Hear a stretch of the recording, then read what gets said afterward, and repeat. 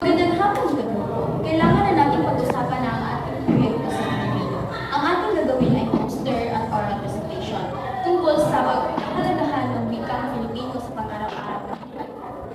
Ako naman ang bahala sa panaliksik at hahanap ako ng impormasyon tungkol sa kasaysayan at ang kalagahan ng wikang Pilipino. Ako naman ang gagawa ng poster na lagyan ko ito ng bandila ng Pilipinas, mga taong nag-uusap sa Filipino, aklat, lapis, at mga salitang pagkakaisa, kultura, at komunikasyon. Paghahanda ng mga materials tulad ng cartolina, color paper, at printed pen, gunting, manikit at ibang personalin kung kinakailangan. At ako naman ang mamumunas sa pagsasanay ng ating presentasyon para maging malinaw ang ating pagpapaliwanag tungkol sa poster.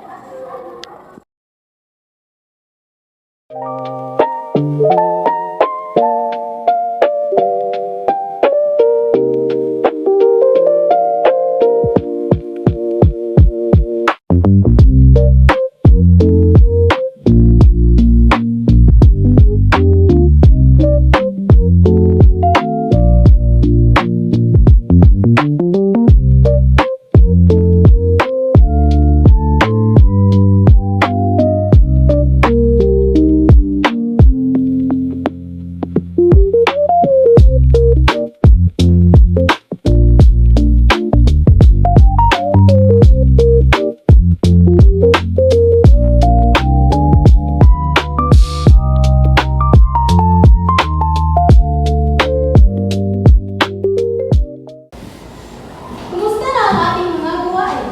Tapos na ang aking pananaliksik at nagbigay ko na rin kay Carla ang lahat ng impormasyon tungkol sa kahalagahan ng wikang Pilipino. Tapos ko na ang ating poster. Ikita rito ang bandila ng Pilipinas, mga mag-aaral na nag-uusap, isang bukas na aklat, at mga simbolo ng kulturang pambansa. I-print ko na ang mga larawan at dala ko na rin ang lahat ng mga ating mga gamit. Nagawa na rin ako ng plano para sa ating presentasyon. Handa na tayo magsanay. Magaling! Dahil nagtutulungan tayo at maayos ang ating komunikasyon, magiging maayos ang ating proyekto.